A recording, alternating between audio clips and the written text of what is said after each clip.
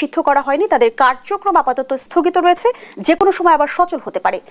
প্রধান উপদেষ্টার এই বক্তব্যের মধ্য দিয়ে কিন্তু ইতিমধ্যে বিচার বিশ্লেষণ শুরু হয়ে গিয়েছে। সেই সচল কি নির্বাচনের আগে হবে কিনা সে প্রশ্নও কিন্তু রাজনৈতিক অঙ্গনে ঘুরছে।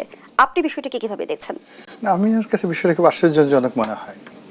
আমি সবসময় মনে করেছি যে ডক্টর মোহাম্মদ ইউনূস একজন মেধাবী মানুষ, কৌশলী মানুষ। সারা দুনিয়ার বড় বড় যারা রাজনীতিবিদ রয়েছেন তাদের সকলের সঙ্গে তিনি দীর্ঘদিন ধরে চালচলন করছেন। ফলে আমরা সবাই তাকে যতটা সহজ সরল মনে করি বা রাজনীতি বুঝেন না এরকম মনে করি।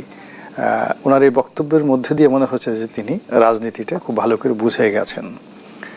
বাংলাদেশে যে চলমান অবস্থা চলছে রাজনীতিতে উইদাউট আওয়ামী লীগ, সেখানে উইদাউট আওয়ামী লীগের মধ্যে যে শূন্যতা, সেই শূন্যতার সুযোগ নিয়ে অন্যান্য রাজনৈতিক দলগুলো যেভাবে তার ঘাড়ের উপর চড়ে বসার চেষ্টা করছে, যেভাবে তাকে কাতুকুতু দেওয়ার চেষ্টা করছে, যেভাবে তাকে জিম্মি করার চেষ্টা করছে, এটা এই ভদ্রলোক কোনো অবস্থাতে স্বাভাবিকভাবে নিতে পারছেন না। উনি খুব ভালো করে জানেন যে যে সমস্ত মানুষ লম্ফ দিচ্ছে, ঝম্প দিচ্ছে, তারা যদি আওয়ামী লীগ আসুক বা না আসুক, বা আওয়ামী লীগের ভয় দেখানো হয়, এদের অনেকের অবস্থা স্বাভাবিক থাকবে না। এদের ল্যাঙ্গুয়েজ চেঞ্জ হয়ে যাবে, কথাবার্তা চেঞ্জ হয়ে যাবে। এবং এখন তারা যেভাবে ডক্টর মোহাম্মদ ইউনূসকে জিম্মি করার চেষ্টা করছে, তখন তারা সবাই গিয়ে অনেকেই তার কদম মোবারক স্পর্শ করে বলবেন, হুজুর মাফ চাই, আর অভিমান করবেন না, আপনার কথার অবাধ্য হব না। আপনি 5 বছর থাকেন, 10 বছর থাকেন, আল্লাহ আপনাকে হায়াতে তয়বা দান করুন, আপনি 50 বছর থাকেন। এখন আপনার বয়স 86 বছর, 50 বছর ক্ষমতায় থাকলে আপনার বয়স হবে 136 বছর। মানব জাতির ইতিহাসে কোনো শাসক 136 বছর বয়স পর্যন্ত ক্ষমতায় থাকেনি। আমরা আপনার জন্য দোয়া করব, জিকির করব, আজকার করব, বিশাল বিশাল যজ্ঞ অনুষ্ঠান করব। এবং যেভাবে ভারতের লোকজন আপনাকে বেইজ্জতি করছে, আপনাকে অসুর বানানোর চেষ্টা করছে দুর্গাপূজাতে, আমরা তার উল্টা বানাবো। আপনার জন্য আমরা সবাই বড় বড় মিলাদ করব, মাহফিল করব, কিয়াম করব, তসবিহ করব, তাহলিল করব, জিকির করব, হু হা করব, যাতে আপনার হায়াতে তয়বা বেড়ে যায় এবং আপনি আরও 50 বছর আমাদের মধ্যে থাকবেন। এই যে বক্তব্যটা আদায় করা সম্ভব কেবলই মাত্র আওয়ামী লীগের ভয় দেখাইয়া সম্ভব, এর বাইরে অন্য কোনোভাবে সম্ভব নয়। এখন বাংলাদেশে এমন একটা অবস্থা হয়ে গেছে, মানুষের ভয় ভেঙে গেছে। আপনি দেখেন না 4-5 জন লোক, তারা যে কোনো একজন মিলিটারি কমান্ডারকে, ব্রিগেডিয়ারকে, মেজর জেনারেলকে ঘেরাও করে গালাগাল করতে পারছে। যে কোনো একজন লোক পুলিশকে, থানায় ঘেরাও করতে পারছে, থানার ওসিকে গিয়ে গালাগাল করতে পারছে। তো এই যে মানুষের যে ভয় ভেঙে গেছে, কিছু না কিছু হলে এই চলো চলো চলো যমুনাতে চলো, কিছু হলিয়ে বলে যে আমাদের যে শক্তি, আমরা এখন ইচ্ছে করলে একটা ধাক্কা দিলে ডক্টর মোহাম্মদ ইউনূস থাকতে পারেন না। তো এই কথাগুলো তো আসলে ওনার ভালো লাগে না। এই জন্য উনি এই যে বক্তব্যটা দিয়েছেন, প্রথমত এটা কৌশলগত কারণে হলেও হতে পারে। 1 2 নম্বরে যেটা হতে পারে সেটা হলো প্রকৃতির একটা বিধান রয়েছে। আপনার সঙ্গে যার বেশি ক্ষোভ থাকবে, ক্রোধ থাকবে, শত্রুতা থাকবে, সময়ের বিবর্তনে বাংলা সিনেমার মতো দেখবেন যে তার সাথে আপনার প্রেম হয়ে যাবে।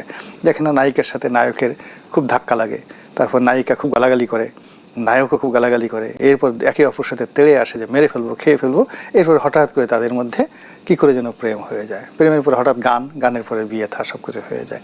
তো এরকম রাজনীতিতে একই অবস্থা। রাজনীতিতেও দেখবেন যে যে সমস্ত মানুষের সঙ্গে যাদের সবচেয়ে বেশি শত্রুতা থাকে, এরকম আমি 71 থেকে এই পর্যন্ত বলতে পারি সবচেয়ে, একটা সময় বঙ্গবন্ধুর সেই চামড়া দিয়ে ডুগডুগি বাজাতে চেয়েছেন মতিয়ার চৌধুরী, অথচ সময়ের প্রয়োজনে সেই মতিয়ার চৌধুরী আওয়ামী লীগের সবচেয়ে বিপদের সময় আওয়ামী লীগের অংশগ্রহণ করেছেন।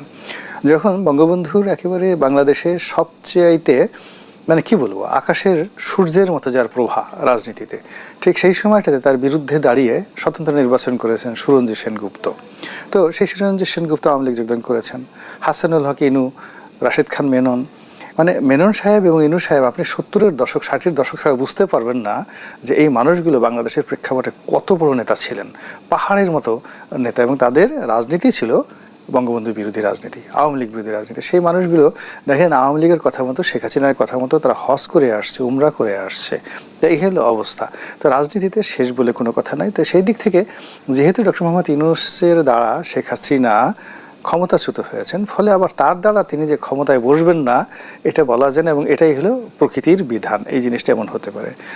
আর সর্বশেষ যেটা হলো যে ডক্টর মোহাম্মদ ইউনূস যদি দীর্ঘমেয়াদে ক্ষমতায় থাকতে চান, 5 বছর থাকতে চান, 10 বছর থাকতে চান, বা 50 বছর থাকতে চান, তাহলে এই রাজনীতির ময়দানে এখানে যত বেশি সহিংসতা থাকবে, যত বেশি প্রতিযোগিতা থাকবে, যত বেশি একে অপরের সঙ্গে প্রতিযোগিতা থাকবে, থাকার পরে সব মানুষ তাকে সালিশ হিসেবে মানবে।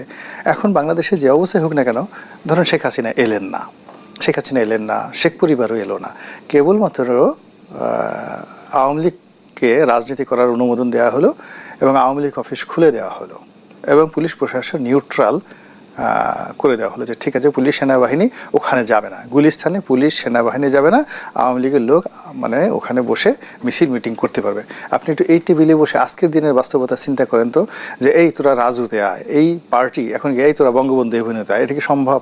কিংবা বিএনপির লোকই পল্টন থেকে দলে দলে গিয়ে ওখানে গিয়ে আওয়ামী লীগের অফিসে ওই আওয়ামী লীগের নেতাকর্মীদের ফিরানোর জন্য যাবে? আমার কাছে মনে হচ্ছে না। ফলে এই আমি যে জিনিসটা বুঝি, আমাদের সাথে অনেক অনেক বুদ্ধিমান বিশ্বনন্দিত একজন নোবেল লরিয়েট, তিনি তো এই বিষয়গুলো খুব ভালো করে বুঝেন। ফলে মানে সবে তো উনি কথাবার্তা বললেন, তো এই কথাবার্তা বলার পর এই কথাই আমার কাছে ব্যাখ্যা মনে হলো। এরপরে কিন্তু আওয়ামী লীগের নিষেধাজ্ঞা তুলতে আন্তর্জাতিক অঙ্গন থেকে কোনো চাপ আছে কি? না, এটা আন্তর্জাতিক অঙ্গন থেকে উনি তো চাপে কখনোই নত হবেন না ডক্টর মোহাম্মদ ইউনূস। বিকজ যারা চাপ দেয় তারা তো সব ওনার এক পক্ষ ডান পকেটে আর এক পক্ষ বাম পকেটে। আপনি চিন্তা করেন, উনি জাতিসংঘের মহাসচিব বাংলাদেশকে নিয়ে আসছেন, এনে তাকে পাঞ্জাবি পরিয়ে ছেড়েছেন, পাঞ্জাবি পরে রোজার মাসে তিনি তাকে সেখানে নিয়ে গেছেন। আবার দেখেন এই যে জাতিসংঘের অধিবেশনে গেছেন এবং মানে ওনার সঙ্গে জাতিসংঘের মহাসচিব হ্যান্ডশেক করতে গিয়ে যেভাবে হাসি দিয়েছেন, মনে হলো যে ওনার চোখে মুখে পূর্ণিমার হাসি। এবং দুই বন্ধু মানে দুইজনের সাথে মনে হয় যেন একেবারে হংসমিথুন। তো এই যে ওনাকে চাপ দেবে কে? দেয়ার ইজ নো বডি, তাকে চাপ দেওয়ার মতো কিছু নাই। তার যেটা সমস্যা নরেন্দ্র মোদীর সাথে, ভারতের সাথে, শুধু শেখ হাসিনার জন্য সমস্যা।